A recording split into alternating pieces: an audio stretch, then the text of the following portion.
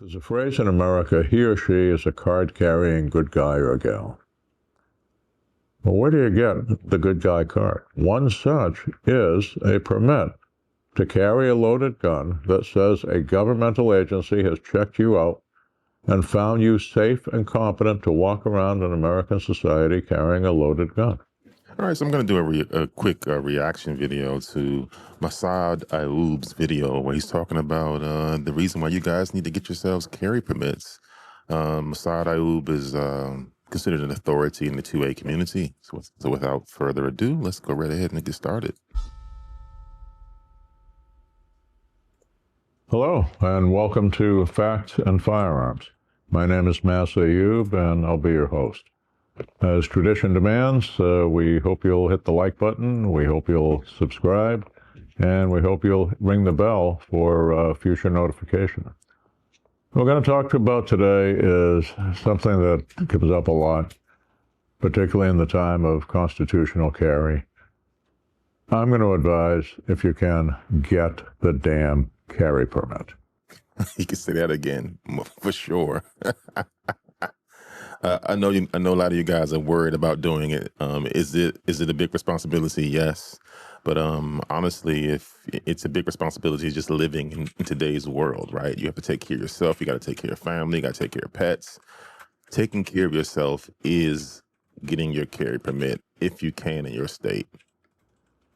Now, I've been around for quite a while. You can see how old I am to look at me. Things have changed very much for the better in the last 40, 50 years. Back in, up until the mid-1980s, the majority of states were may issue as far as concealed carry permits. That is, it was the issuing authority had almost carte blanche to turn down or accept an applicant. And in a lot of places, may issue became a code word for we'll give you the permit to carry a gun to protect yourself and your family if you're white, male, rich, and politically connected. Now, for our state, where I operate my firearm training business, it is the state of Maryland. So, yes, Maryland, we were may issue for a long time. It took someone with the guts to actually look, toward actually changing it after the Bruin decision. And I'll do some videos on the Bruin decision. I feel like a lot of folks that may be watching me may not have a good understanding of how that worked out, but it took a Republican governor to actually kind of move some of these things. I guess they moved heaven and hell along with the backing of the Bruin decision. So now we are now shall issue. So I'm going to let him continue, and we can learn more about this together. Just know that Maryland has now changed. We're no longer a shall issue. We're no longer a may issue. We're now a shall issue here. The link is in the description below. If you want to see if you can get yourself trained, I can definitely help you out in the state of Maryland. That started to change in the late 1980s. Now, prior to that, there had been some shall issue states, Washington State, for example, the state of New Hampshire. But when Florida passed a shall issue concealed carry law that was good throughout the entire state, it started the dominoes falling.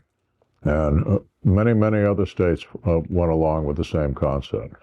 Prior to that, there had been 7 states where there was no provision for the ordinary law-abiding citizen to ever carry a loaded concealed handgun in public to defend themselves and their family. Well, we've come a long way because today there are none. And frankly, before 2022 and the Supreme Court's decision on New York State Rifle and Pistol Association versus Bruin, most of the states had already become shall issue, not may issue. By that time, every single state had some provision for a concealed carry permit. Now, let's look at permitless carry. The state of Vermont, for as long as anyone had been alive, was the only state until the 1990s where you weren't required to have a permit to carry a loaded concealed handgun in public. You were merely forbidden to do so if you were a convicted felon, had been adjudicated mentally incompetent, or, if I recall the words of the statute correctly, had malice in your heart. Now, Today, 29, at the time of this recording, 29 of the 50 states have followed the Vermont model and allow their citizens, and in most of those states, the visitors, to carry a loaded concealed handgun so long as they're not a convicted felon, not mentally adjudicated, mentally incompetent, etc. Now, having come a long way, I hear a lot of people say, well, gee, I don't need the permit. Well, perhaps in your state you don't. But you'll find there are still many states where if you're going to visit there, and you never know when an emergency with family or friends or a job opportunity will take you to a state you never expected to go to, you want to be legal. Now, reciprocity, right now we may be, as we make this recording in April of 2025, we may be on the cusp of finally having national reciprocity, something I, for one. Well, I don't know about national reciprocity. As far as I understand, it didn't quite come to fruition because where I'm recording at this current time and reacting to his video, we are in July. And as far as I understand, national reciprocity never came to fruition. But another benefit to getting your permit is actually the training, right? In the state of Maryland, and the way I conduct my courses and many other NRA certified firearm instructors for my pistol course, we do 16 hours of instruction. So that means that you're literally constantly inundated with all the best and most up-to-date safety information. And why is that important? Do you think you can just carry with and you got a good head on your shoulders and you know that you're going to be safe? You'd be surprised. You'd be surprised the amount of people who believe that they can just handle weapons any kind of way, right? We drive home some of the things you wouldn't even think about. Trigger discipline, the types of ammunition you should carry when you are carrying around the public, right? There's certain ammunition that is considered target practice ammunition. The ammunition was used in the military because we didn't really care about the penetration, right? You're in the battlefield in the military. You don't care how far this round goes. You're in a theater of war. Everything is kind of fair game. Hell, there's even collateral damage that is accepted because you're in a theater of war. Well, that doesn't fly in society. You can't pull out that firearm in a 7-Eleven because someone's robbing the 7-Eleven or someone's robbed you in the 7-Eleven parking lot as you approach in your car. Fire that full metal jacket, as we call it, military style ammunition, and it leaves the barrel of your firearm, pierces a door, or pierces the person that you did shoot. Let's say that you were a good shot. I know some of you out there might be saying, "Oh, I'm a good shot. I don't need any permits. I don't need any training." Let's say that you did take that full metal jacket ammunition and you shot your target square in the heart. Went straight through his heart. Let's say it severed his spinal cord, stopped the threat immediately, right? Very visceral here, right? Full metal jacket ammunition doesn't stop in the target. Like I mentioned, on the battlefield, it just goes straight through the target. So now it's going straight through the target in the 7-Eleven. And now it's gone on to go down the street, maybe go through someone's window or through someone's car door and injured someone who was innocent, a bystander, had nothing to do with your encounter. When you get your permit, we talk about the reason of why you want to carry other types of ammunition, such as jacketed hollow points.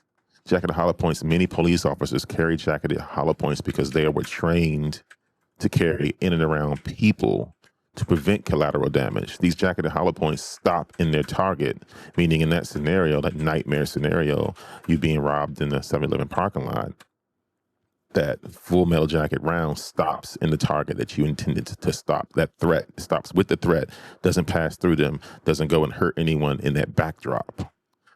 Something as simple as that is what you get when you go through proper handgun permit and training. I've advocated for since the early 1990s. The reciprocity agreements historically have been done between attorneys general of the given states. They tended to be often arbitrary, often withdrawn without public notice. Case in point, the state of Nevada, which draws many people for vacations in Las Vegas, Reno, etc., and for conventions in those cities. And many people from, for example, the state of Florida, would go there every year and carry their gun to protect themselves because Las Vegas, for one, is a pretty high crime city. Well, Florida, about the time it hit 2 million permits, the issuing authority, which by then was the Department of Agriculture, said, hey, legislature, we're getting overwhelmed. And every 4 years, everybody with a permit has to renew. If you won't give us a bigger budget and more people, could you at least extend the permit to 5 years or something to take some of the burden off us? That won't cost you anything. They said, yeah, we can do that. Well, as soon as that happened, somebody in Nevada said, ooh, 5 years? No, we only recognize states that have our standards and we renew after 4 years. Florida will no longer be recognized. Anyone carrying a gun from Florida and Nevada had just been criminalized by that arbitrary fiat, which was never nationally published. Wow. No one knew. No one was warned. Very angry. And later they flipped back, and honestly, I'd have to look to see where it is now. But that's the concern that we have with all this mishmash, this balkanization of gun permits. And it's like a 50-state, 50-piece patchwork quilt. National reciprocity is something devoutly to be hoped for. Well, actually, now that he makes the case in that way, it does make it seem like national reciprocity is needed if these individual states can do stuff like that and not publicize it. It's almost like they're setting a trap. Feels like a setup, you know? That's really creepy to know that a company would do that. I will say that when you have a handgun permit, most guys carry some type of concealed carry insurance. I'm happy with USCCA. USCCA has a really good app. And before you travel, it would behoove you to open the app up and check the state of your destination, and also check any states that's going to be along your path if you are driving. Obviously, if you're flying, that's different. I mean, you can check your weapon in and pick it up, after you get your checked luggage. But if you're going to be traveling through it, you definitely should check your path to make sure something like what he's talking about hasn't happened with national reciprocity. My God. I hear the critics say, well, national reciprocity, what good is that if the government can take it back? Well, if they eventually kill national reciprocity, we're right back where we are now. So I don't see anything to lose there. Now, getting back to the carry permit, there's a phrase in America, he or she is a card-carrying good guy or gal. Well, where do you get the good guy card? One such is a permit to carry a loaded gun that says a governmental agency has checked you out and found you safe and competent to walk around in American society carrying a loaded gun. One of the things that we found is that when private citizens are pulled over by the police, in many states they are required by law to notify the officers if they're armed and if they have the permit. Now, in the state of Maryland, you don't have a duty, because he's talking about something that does cover my particular area as an instructor here in Maryland. I can tell you that we don't have a duty to inform unless we are asked by the police if we are armed. So just keep that in mind. If you are somebody watching and you do have your permit, you don't have to reveal that you have a firearm in your car unless the guy says, hey, are there any weapons in this car? I know that there's another very well-known instructor in the state of Maryland who has said many times on his YouTube channel that if he's asked, he prefers to not tell them. Now that would be against the law, as far as I understand. I think the exact wording was, if the police officer says, are there any firearms or any weapons in the car I need to be worried about? And this instructor says, well, the answer is no, because you don't need to be worried about my firearm. I mean, you have to kind of decide what kind of cards you've been dealt. This particular instructor does have a little bit of leeway, just based on his appearance. When the police sees him, they're going to see him as kind of like probably not a threat. I'll just put it that way. If you know what I'm talking about, you understand. Some of us are seen as threats just because of our appearance, right? Almost to the point where LeVar Burton, LeVar Burton, the reading rainbow guy, the guy from Star Trek, he has said that he's told his son to like put his hands outside the window whenever he's pulled over by the police, just because of his son and his appearance. Listen, I'm going to be honest with you, and this is a practice that I engage in every time I am stopped by law enforcement. And I taught this to my son, who is now 33, as part of my duty as a father to ensure that he knows the kind of world in which he's growing up. So when I get stopped by the police, I take my hat off and my sunglasses off. I put them on the passenger side. I roll down my window. I take my hands. I stick them outside the window and on the door of the driver's side, because I want that officer to be as relaxed as he can be when he approaches my vehicle. And I do that because I live in America, and because But Tim, before I go to you, I have a very similar thing. Although I am a little bit more of an uppity, you know what? Because I actually get offended. Like, why did you stop me? What did I do? Growing up in Louisiana, people would stop me. My parents did very well. They'd say, "Where'd you get that car, nigga? Whose car is this?" Right? And so, I was coming back from Florida a couple of years ago with someone I was dating who happened to be white, and he said, "I had never had the police deal with me like that." I'm like, hello, welcome to my life. You don't understand. Well, it doesn't. So just understand that some stuff may fly for others that won't fly for you based off of your appearance. States like North Carolina, I know for a fact that you are obligated to inform a police officer that you have a firearm the moment he walks up to the car. I've even seen a case, a legit case, where someone failed to inform the police officer immediately. So he was pulled over. He was pulled over. Police, did the whole knock on the window thing or approached the car, and he gave him his driver's license and registration first, then followed with the carry permit. And the officer got him on that instead of giving him the carry permit first. So this can be a real dicey situation. It varies from precinct to precinct, territory to territory. It varies on just how good or bad the police officer's day is going. So just know that it's a very personal decision, and it varies even amongst firearm instructors on the opinion on this. In many of those states, they cross-reference between the Department of Motor Vehicles and the police.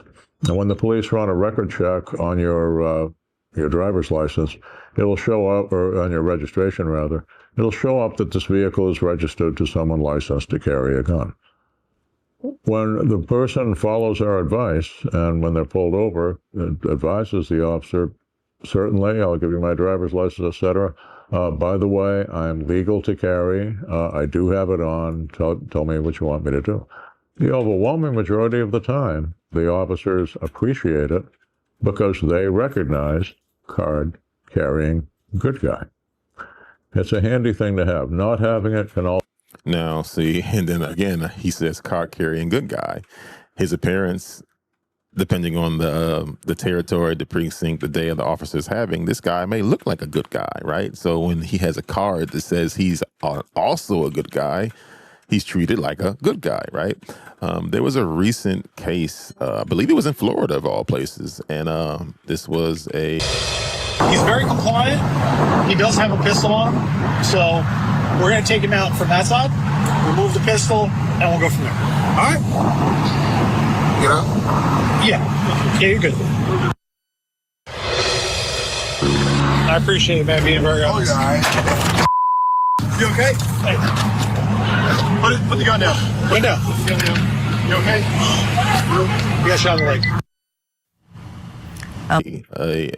A gentleman that had his firearm on him. He did what he was supposed to do. He let the officers know. Well, I wouldn't even say supposed to, because if I'm not mistaken, Florida doesn't have a duty to inform. But he wanted to be the good guy, right? This guy, and he informed the officers that, "Hey, officer, I'm armed," and they pulled him out of the car. I mean, not physically pulled him out of the car. What they did was they asked him to step out of the car, and they told him to, kind of keep his hands where they can see him. So he put him on top of the car, and a female officer went to go and disarm him, and she started tugging on his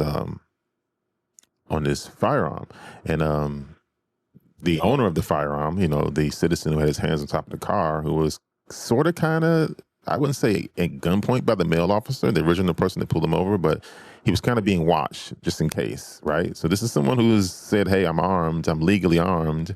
And they're kind of like, they're taking his firearm from him because I believe most of the major jurisdictions, they can just basically say, hey, for officer safety, we're going to take your firearm from you. In reality, they're running your serial number.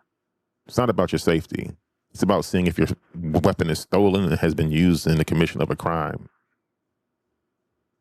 Because what followed in this guy's situation was the female was tugging on the firearm, and the owner said, "Hey, I need to take off my belt first. Did you want me to take it off?"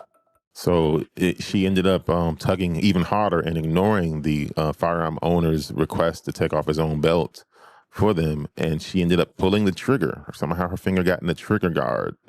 And this gentleman was injured by his own firearm. He fell to the ground. Luckily enough, the male officer that originally pulled him over knew how to apply a tourniquet. When the gun went off, it's like it was a quick blackout, but I just like came right back and stood up, and the first thing I kept saying is that I'm finna die out here.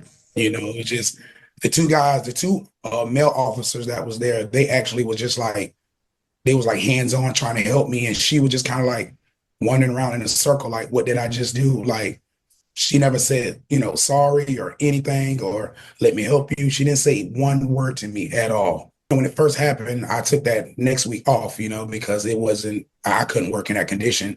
But since I've been back, it's been a struggle. I get around, but my performance is not nowhere near the same, as fast as I was able to move. Ability to work longer hours that we was given. I can't do a lot of stuff, a lot of different things I can't do, I can't, going up and down stairs and stuff like that. It's a lot harder. And they gave him medical treatment, but he was injured by his own firearm, all because he volunteered that he had a firearm in a state where I don't believe he needed to, in Florida. So, and it was because of his appearance. He didn't look like the officers. The officers were likely not raised with a family that looked like what this particular citizen looked like. So, the whole good guy, bad guy thing is a very subjective thing, unfortunately. And you just kind of have to play the cards that you're dealt. I'm not criticizing anybody for playing the cards that they're dealt. If you have cards that make you more likely to appear like the officer and be the good guy to the officer, then, play those cards. But depending on your appearance, you may have to play the cards that you have and not say anything if you're not obligated to. Also get you in trouble. Let's look at some cases that I've written about fairly recently. New York City, 1980s. Many of you watching this will remember the case of Bernard Goetz. Goetz was a privately self-employed electronics technician. He had been mugged and savagely beaten. The people who mugged him were bailed out before he'd finished making a statement to the police. My goodness. He applied for a concealed carry permit in New York City, which was historically very much in the May issue, and you got to be, a friend of the mayor or something like that. Crazy. And his permit was routinely denied. Now, under New York Penal Code 265, the issuing authorities were authorized to create their own criteria for issuing carry permits. One in New York City was that the applicant routinely have $5,000 worth of cash or negotiable securities or something like that on their person. Goetz actually did, because he often had $5,000 in cash to qualify for cash and carry discounts for his electronic components. But he was routinely denied. Crazy. He had just been savagely beaten, and he felt, all right, they're telling me I don't need a permit. This pain in my ribs from where I got stomped tells me I do. And he committed what he probably considered to be a willful civil disobedience by carrying a gun.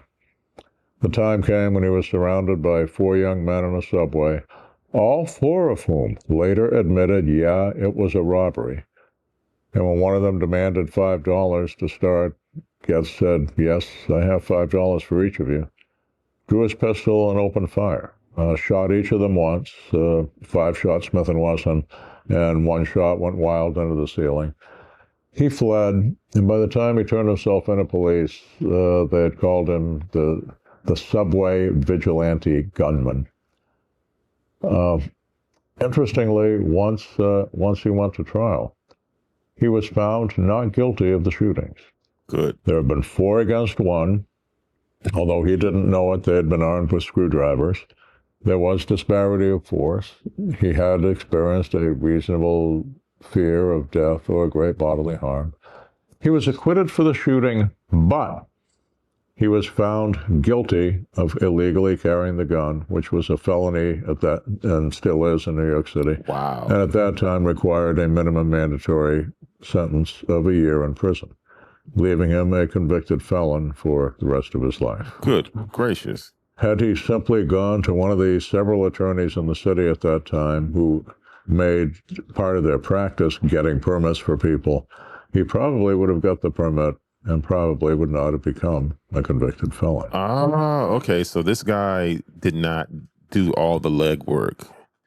He didn't know he needed an attorney to help him fight it. Okay, so I understand that. It's a shame.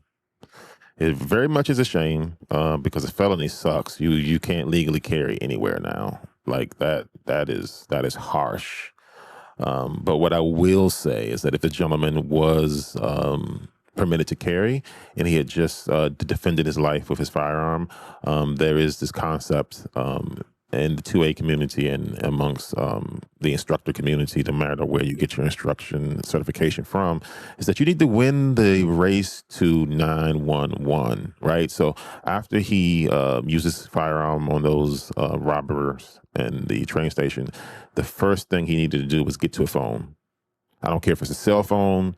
Well, once you're safe, because everybody will tell you be safe first. Like get to a safe area. Where, if you're in this particular situation, he had his transportation was public, so he kind of had to, I guess, get off at the next stop or what have you.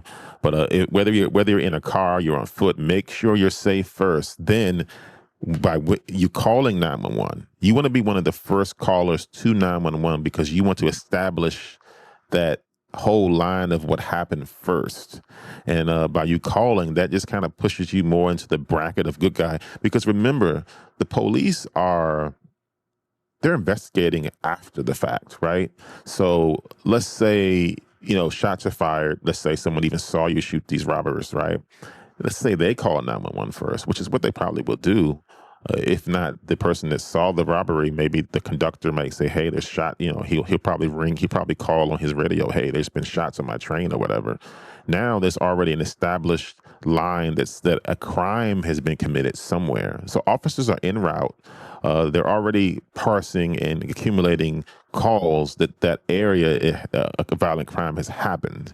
So if you don't add your narrative into it, things start to build and they start to go towards whoever fired the firearm. But when you call, you start a new line, a new branch of information saying, hey, this is who I am. And then you get to say something specifically. I was the victim of a violent crime. I used my firearm to defend myself. It's very important to say it that way.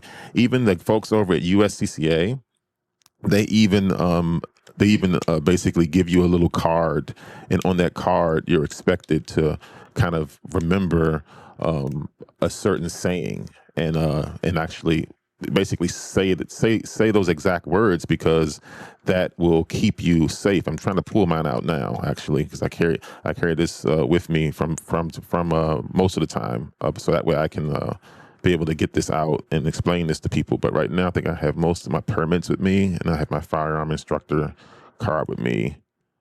So yeah, I don't have it with me right now because I did memorize it. But the idea is you basically say, I was the victim of a violent crime. I used my firearm to defend myself, and I'm at this particular location, and that's it. Most of the instructors that I know, they'll just tell you to hang up at that point, or they say keep the phone open, but don't answer any more questions. Why? Because you're on a recorded line. Whether you realize it or not, that recorded line is going to be used to incriminate you if you say anything else beyond that. You might be saying, what could I say that can incriminate me on the recorded line? You'd be surprised. Sometimes or in most cases, the dispatcher will say, you fired a firearm. Who did you shoot? How many times did you shoot them, right? And you're shocked. You're going to say, oh, I shot the guy 4 times. I shot the guy 5 times. Understand that saying I shot the guy or I shot him or I shot X number of shots is almost an admission of guilt. This is the reason why you word it the way you do. I was the victim of a violent crime. I used my firearm to defend myself. Please send EMTs and the police supervisors to this location. That's all you need to say. Whatever that person does on the other end beyond that, consider that a time to be quiet. Don't try to think that you're smarter than them. Don't try to think that you're smarter than me. Trust me, the advice I'm giving to you isn't just from the instructor community. No. This is also from the other side, the legal counsel side. Now, I'm not a lawyer, but this did come from a lawyer, right? They tell you this because if you say, oh, I shot him 5 times, the district attorney can now use that against you about how many times you fired. Like, we'll be here all day if I go into this, and I probably need to do a separate reaction video so I can show you why I know this.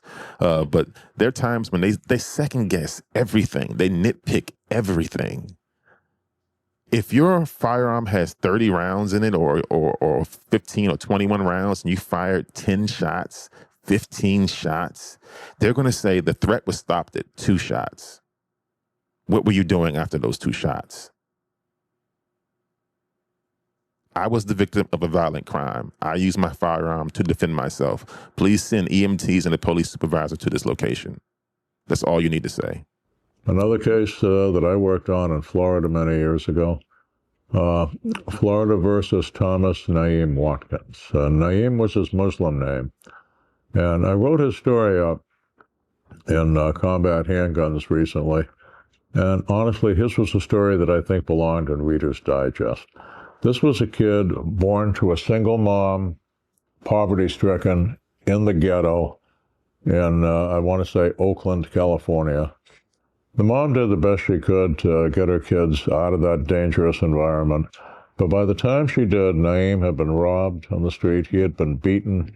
He had lost 1 or 2 fingers when he tried to intervene to protect a woman who was being attacked, and the attacker slashed him with a knife. Oof. The mom was able to get the family as far as public housing in the Tampa, Florida. I want to say Tampa, Florida. This kid was working multiple jobs, deeply religious in the Black Muslim faith, had taken Naeem as his Muslim name, gave money to his mom, and after everything that he'd been through, he figures, I need a gun to protect myself. Now, this was Florida. The kid had a clean record. By the early 1990s, when this happened, he was eligible for that shell-issue concealed carry permit. But at the time, it cost something like $167, $168. He felt he could budget $300, and he spent that money on a Smith & Wesson 9mm pistol. Oh, wow. He said later, he figured, well, nobody's ever going to know I've got the gun, and if I ever need it, no.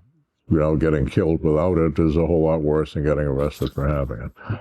The day came when he and his attractive young girlfriend were attacked by an extremely violent, muscle-bound guy, and Naeem was a physically small guy who looked about 15 years old, who he was early 20s. And Naeem had to shoot the guy 5 times to get the guy off him, from which the guy died. He wound up being convicted. We found out later from one of the jurors that a big part of the fact was that he had not had the carry permit. Now, $300 in the early 90s, that was the time when you could go into a pawn shop or a gun shop and for $100 get a good Smith & Wesson or Ruger 38. So I'm going to stop it here because in the state of Maryland, you can't even purchase a firearm right now. And, this gentleman obviously has many, many, many years on me. And this is why we're learning from him. We're kind of drinking from his well of knowledge right now. But in Maryland, you need to get a handgun qualification license if you even plan on purchasing a firearm. There are ways of getting it and not paying very much money for the handgun qualification license part. But that's after you get the handgun permit, and it takes a little bit of time. Some people just want to buy a firearm, take it to the range, get familiar with it before they even consider, doing any kind of carrying it around in public. So I understand either route that you want to go. But what he's talking about now is kind of the situation that I was talking about. Like, this is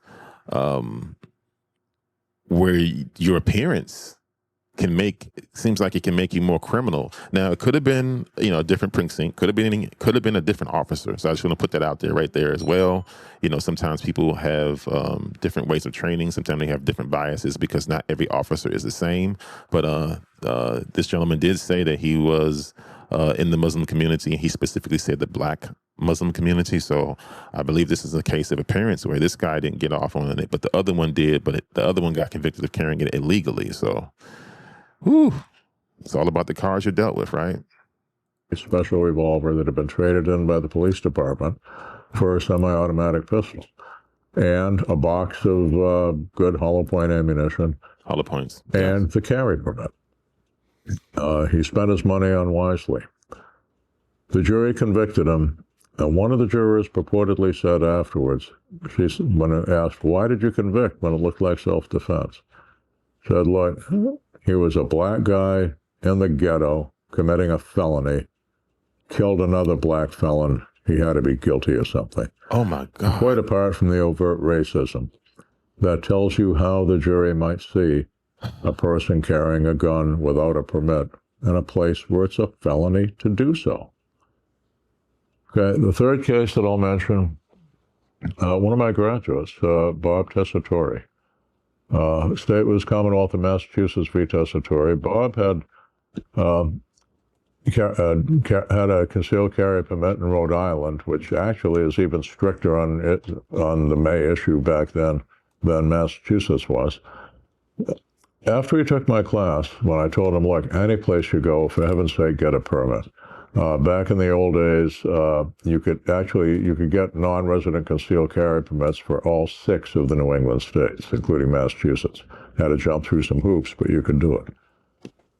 He said because it was so expensive and required so many visits to the state police in Framingham that he kept the application on his desk and never filled it out. Oh, no. The time came when he had to go to Fall River, Massachusetts, because a dear friend and mentor of... Hey. I'm going to stop the video right here. Again, if you've gotten this far in this video and you're hearing what this gentleman is saying and you live in Maryland, don't play any games. Contact me. I can help you get your carry permit. The link is down below in the description. Like, this is scary, guys. Like, you need that permit. Like, there's a reason why you're watching this video right now if you're in Maryland. Follow those links. Get permitted. Oh, my goodness. Had been diagnosed with a very rapidly advancing terminal cancer. And Bob himself had just had major surgery and was having difficulty with that. As he drove up, running a little bit late to get to his friend's house to bring food and such, he forgot that one day that he was carrying the Glock 23 pistol he was licensed to carry. And in a benevolent coincidence, it saved his life when he was attacked by a violent man with a knife. Bob wound up being convicted of manslaughter, a trial in Massachusetts, but convicted for the illegal carrying of the gun. Another state where it's a 1-year minimum mandatory penalty.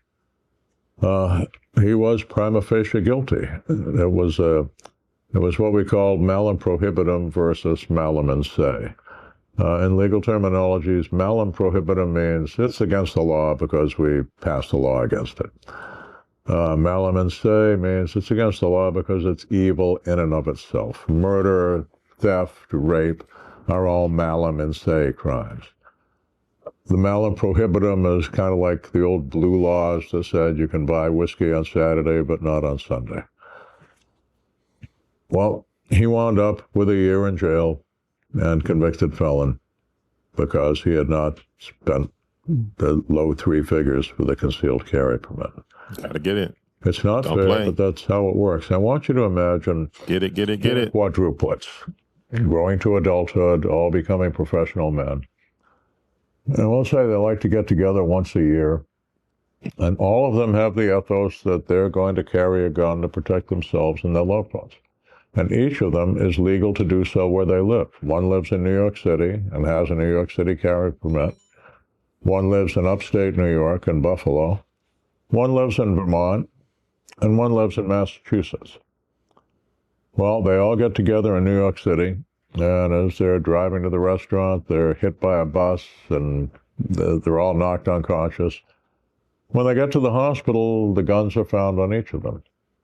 Now, they're all honest, upstanding citizens, licensed where they live, they're legal where they live to be armed, committing no crime whatsoever, but malum prohibitum, the guns. The one who lives in New York City will probably, as soon as he's out of the hospital, get his gun back from the NYPD, and some nice cop will probably say, "I hope you feel better, sir. Sorry about the accident." The one in Buffalo will probably be charged. He will never see his gun again. From what I've been hearing, the judges in New York City aren't too thrilled with the fact that New York City does not recognize permits from elsewhere in the state.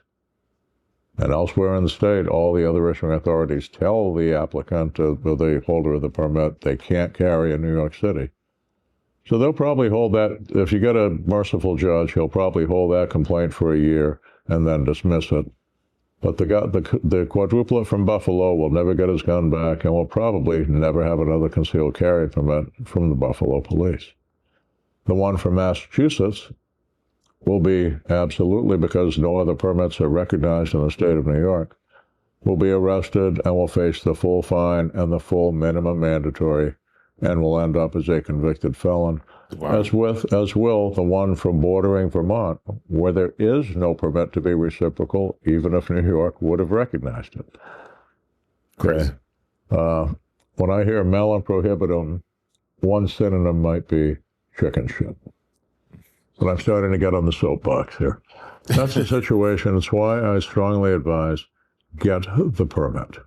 Get the permit. If you live in a state next to you that doesn't have constitutional carry and doesn't recognize the permit in your state, see if you can get a non-resident permit from there. I know it's chicken shit, but we have to face the facts. It's not about how we want things to be. It's about recognizing how things are. I'll close as I began and tell you, get the damn permit. We'll see you next time. All right, guys. You heard it from someone much older than me. Someone who is an authority in the community, guys. If you're watching this video and you're in Maryland, you're in Virginia, follow the links down below. I can help you get your permit. The Maryland permits we do have reciprocity with Virginia. So if you work in Virginia or you live in Virginia or vice versa, you saw this video for a reason. Doesn't cost very much. I can walk you through the whole process. Follow the links down below. Guys, if you live in a different state, do what you can do to get the permit. It is not something you want to play around with. We don't get to pick and choose the time that we will need it, and we hope you never need it. But it's better to have it and not need it than need it and not have it. I'll see you guys in the next video.